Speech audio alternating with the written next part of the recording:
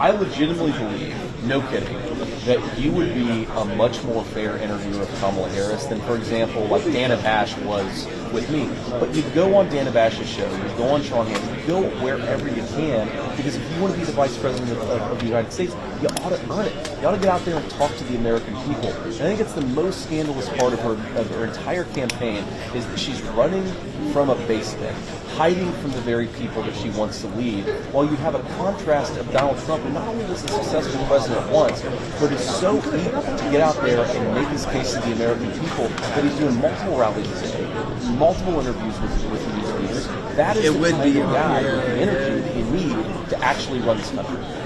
She has turned life around, and I just think it's very a redemption story. To get to talk to the American people, to get to make your case to them, to get to remind them that Kamala Harris's policies have been a failure. And I tried as much as possible to make it about policy, because I think that's where Donald Trump is such a better candidate, and most importantly, a much better president than these guys.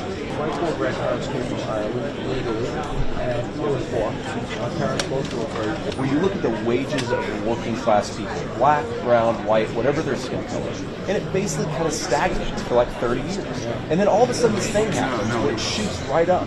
And that's the presidency of Donald J. Trump. It's an amazing record to run on. And not only are the wages of all these working people of every skin color going up, but then inflation was between 1.5% and 2% the entire time that he was president.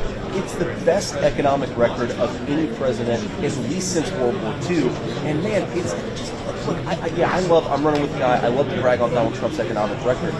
People were happier and healthier. Families like mine could afford the essentials because he was a good president. We've got to get back to it.